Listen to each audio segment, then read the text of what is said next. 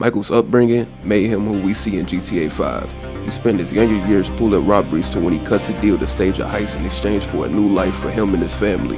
We then learn his biggest weakness, his image. Before I get into the main story, this is Michael explaining why he moved to Los Santos. This is basically him trying to replicate what he's seen in movies, from the big house to his kids being upright, but we see this didn't happen yet for Michael. I wanted to retire from what I was doing, from that line of work. So I bought a big house, came here, put my feet up, and thought I'd be a dad like all the other dads. My kids would be like the kids on TV. We'd play ball and sit in the sun, but, well, you know how it is. Michael, back in the Midwest alongside his crew, Lester, Trevor, and Brad, would commit robberies to when they would become infamous in their profession. He later meets his soon-to-be wife, who he then has kids with, making him question his current lifestyle. Making a pivotal decision, he cuts a deal with FIB agent Dave Norton to stage a fake robbery. Michael will be able to walk away from his old life to begin a new life with his family. Michael then fakes his death and moves to Los Santos, but will then create a life that looks good to others, but dysfunctional to the people that really know him. Almost a decade goes by after Michael started his new life. He bought a mansion with a pool and a tennis court, even buys a $400,000 yacht, but we still learn it's not all what he set it up to be, even having all these things. Michael spent most of his time dissociated from his family, also not having many people to be around. His few interests at the time was to drink and watch classic movies, with him being a movie buff. But while it looks like he has it all, he doesn't, when in reality the things he does is an escape from his reality that he made. Him and his wife Amanda, on the outside, looked to be an acceptable couple, so when they really couldn't stand each other, she started to resent Michael up at this point. She also spends a good amount of money to upkeep her living standards. His daughter Tracy spends her time wanting to become a celebrity while also being free-spirited. Michael bumps heads with Tracy before and during the events of GTA 5, one example being Michael scaring off her boyfriend. His son Jimmy, a lazy, unemployed pothead gamer. Michael hates this about his son, being that when he was his age, he was more outgoing and took risks. I didn't have the advantages that kid has. By the time I was his age, I'd already been in prison twice. I robbed banks. I ran smuggled. These were the opportunities I had. At least I took them. When Jimmy isn't being complacent, he does things that his dad has to fix, like him financing a car he couldn't afford, which ended up getting repoed by Franklin. Franklin played a huge part in Michael's story, but I'll get into his weakness later. It's not known why Michael was in Jimmy's car, but him being a career criminal, I think he's seen Franklin coming a mile away. He then confronts Franklin in a very movie-like way, showing how disconnected he is from the real world. That's a 9mm semi-automatic pushed against your skull. Well, look around. You just keep driving where you're going. During his spiel, he then sarcastically says to Franklin that they will have a beer while explaining to him how the real world works, to when Franklin will actually take him saying that serious. Franklin then crashes into the dealership. Michael dismisses him, beats up the owner, then goes home. Later, we see Michael soaking by his pool until he is interrupted by Franklin. They then have a conversation. Franklin offers his service and gives him a compliment, to when Michael hints to Franklin that his life isn't what it seems. What can I do for you? Shit, I just came by to see if there's something I can help you with. I see you doing well for yourself. I've been in this game for a lot of years, and I got out alive. If you want my advice, you give this shit up. You work hard, screw over everybody that you love. Hurt, rob, kill indiscriminately, and maybe, just maybe if you're lucky, you become a 3-bit gangster. It's bullshit. Go to college. Then you're gonna rip people off and get paid for it.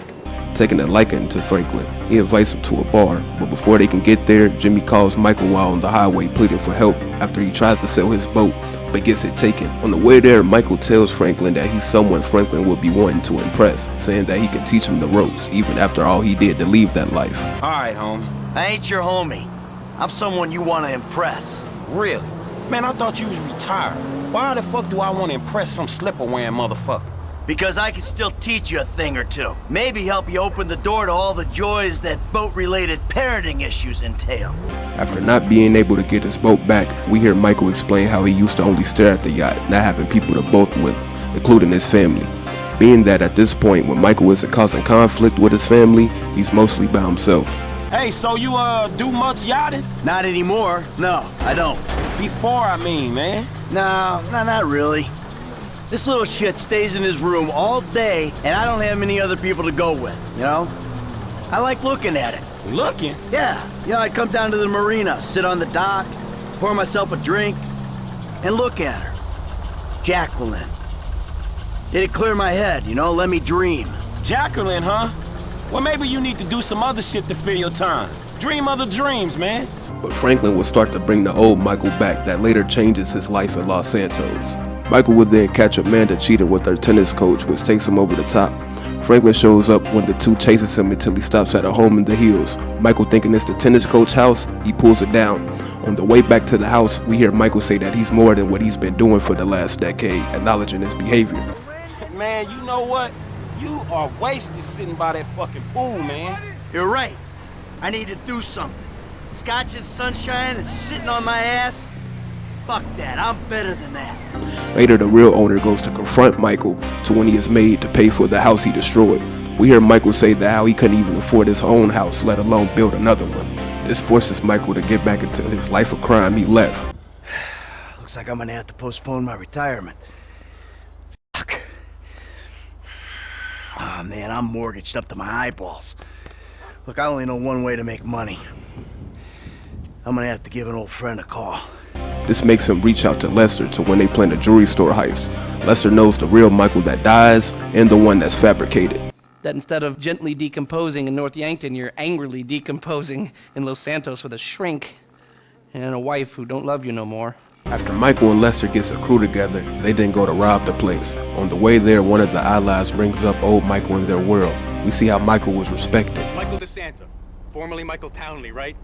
Can I just say, you're the reason I got in the game, man. You're my inspiration, the original outlaw. The robbery was then successful. Michael being ecstatic, he says to Lester we're back in action after having a relapse to his real self. Oh man, we're back in action. Jury heist was a high for Michael, but it would come down hard when his friend Trevor Phillips comes to his front door almost a decade later. When Trevor finds Michael, his image starts to be exposed. He also gets blackmailed by Dave Norton because of this. We hear Michael talking to Franklin to when he admits to being deceptive. You remember, I told you I know people, feds, who looked after me when I retired? You did? Yeah, I did. I think I did. I don't know. Shit, Jesus Christ, Franklin. I got so many stories, I can't even keep them straight. I'm full of shit. Due to his recent actions, his family leaves the home. Although it may be perceived that he didn't care for his wife and kids, he does. He then spends his time still doing heists after having to. When he meets contact Devin Weston, he wanted exotic cars. In exchange, he connects him with the movie icon Solomon Richards. This makes Michael happy with him being a movie buff. I just like sitting around watching old movies. Oh, there we go. How about I hook you up with Solomon Richards? Bullshit. Solomon Richards, the movie producer? Yeah, he's retiring, man, and I'm doing a finance deal for his studio. I will make the connect just as soon as you... Oh, man. Solomon Richards. Michael being Solomon's assistant is him doing something different. He wasn't forced to, but he will be forced to exile after Trevor bumps heads with Martin Madrazo. Michael now happened to be with the person he sacrificed in Blaine County on top of his family leaving. We see how this affected him. Later, he will have to do another heist for the FIB. Being in Blaine County, the real Michael starts to show again. He claims to have made an honest mistake, and at this point, sarcasm is all he had. Is that sarcasm? Oh, you're fucking A-right at sarcasm. You fuck. A few weeks ago, I was happily retired, sulking by my swimming pool. And my psychotic best friend shows up out of nowhere to torture me over mistakes I made, honest mistakes I made over a decade ago. Our little posse, are flat fucking broke. But hey, let's go out and spend $2 million on a tandem rotor fucking chopper so I can go steal nerve gas from fucking terrorists. Forgive me, you ignorant fuck. But sarcasm is all I fucking got. Sarcasm! And a room full of you cunts! During this, he still tries to reach out to his family to when he gets no avail. He and Trevor would later boost a train for an artifact. Ron, Trevor's friend, tries to call Michael out to when he fails, showing that Michael is still intimidating. You're like a high school athlete, living off old glories. You used to be able to manage heat, and now you're worried if your loafers are getting scuffed. Any more bullshit comes out of your mouth, you're gonna learn all about my past glories firsthand. You understand? Absolutely, sir. He also brings up a dream heist to Trevor they always wanted to do in his way to repay him for the artifact. He has Lester send it to Mario Madrazo so he can settle things and go back to Los Santos. Here we see how this makes Michael happy, especially with him being able to work with Solomon again. What is this? Oh, fucking A. Yes! What's up, man? My days in the wilderness are over. Lester, he settled up with that crazy Mexican motherfucker. Gave him the artifact. Oh, man. I can't wait to get back to that movie studio. Yo, all right, man. Well, shit, I'll holler at you later then, all right? What a shit show. I'll tell you what, you could take this desert and stick it. My life may be a world of pain, but from here on out, it's going to be cool, comfortable, air-conditioned pain. Take it easy. Michael will shortly settle back in Los Santos, starting to plan for the Union Depository heist, to when Trevor and Michael bump heads about the past. It clicks for Trevor to what Michael was hiding 10 years ago. No one gives a fuck about me!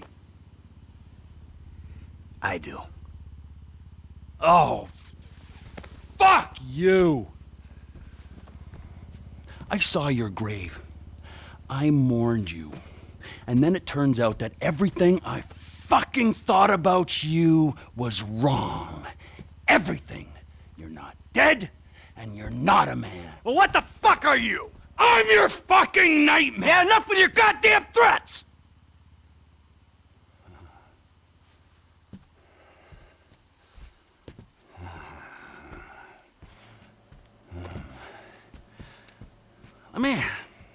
Let me just ask you something, all right? Something I've been thinking about. Up in North Yankton, exactly who was buried in your place? I never gave it any thought. You know what I'm thinking? I had no clue. You treacherous piece of shit! You're fucking dead! You're fucking dead! Oh, fuck. Trevor, hey, T! Michael calls Dave Norton frantic, basically saying that the jig is up. He then takes a plane to North Yankton, later getting kidnapped for something Trevor did. Franklin finds his whereabouts, saving him. Michael explains to Franklin what happened, but leaves out why Trevor and Michael went to North Yankton in the first place. How'd they pinch you anyway? Oh, shit. We're up there, and Trevor freaks the fuck out. He was about to kill me, Franklin, and then these Chinese guys show up. They take me, he fucks off. For real? Too real. Franklin then asked him about what happened almost a decade ago to when he finally comes clean. Look, man, before you go, what the fuck happened up there? I said, Trevor went crazy, tried to kill me, I got jumped by the Chinese. Man, before all that, I'm talking about the feds. Trev, this guy Brad, man. I know what you meant. All right, look, I made a judgment call. I don't know if it was the right one. I did what I thought I had to do. I had a young family, Franklin.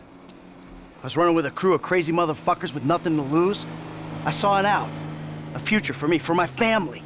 I took it. You took it? Man, you burned every motherfucker you've ever known. It was that or die. Look, I know it sounds cold. I don't expect you to understand it. Not yet, but you will. When you got ties of your own. Look, you wake up one day and your legs, they just give. You just can't run anymore. Positive things would happen for Michael. He would become one of the producers for a movie he helped Solomon make. We see Michael at a loss for words. He even goes to say that he finally did something that he won't regret down the line. Take a look at that. Oh. Fucking A. Feels good, doesn't it? Feels like I've finally done something with my life. Actually done something. A movie. He also gets his family back into the house after having a family therapy session. He even calls out Amanda after she berates him about his life. He also admits that he's unbalanced. You kill people and then you sit in the sun and drink and feel guilty about it. That is not work. I don't see you complaining on the way to the fucking bank. I mean, let's face it, Amanda. We're trailer trash, you and me. We were taught to do this. You are such a fucking animal, a deranged animal! You're fucking ain't right on deranged!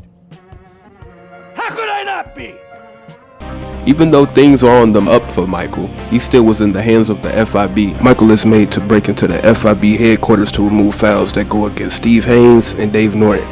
Michael benefits from this though, deleting his own files against himself.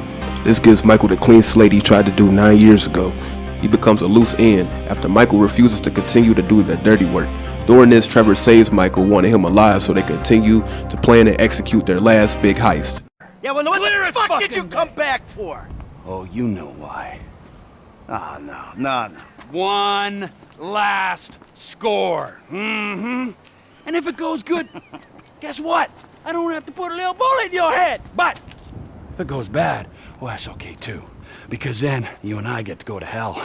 And I get to spend the rest of eternity with you, tormenting you. Well, I guess it's on then. Yeah, I guess it is. Call Lester. Let's go. Although the tension is still there, they come together and pull off the big one. After the heist is done, Michael argues with Trevor with him saying this. Why don't you take a moment while you're sitting on that big fat pile of cash to chill the fuck out and realize what's done is done? At this point, Michael starts to rekindle with his family, pulls off the biggest heist, a producer in a movie, this being real success rather than a big house and a fabricated lifestyle. Michael found acceptance in himself, leaving behind his biggest weakness, his image.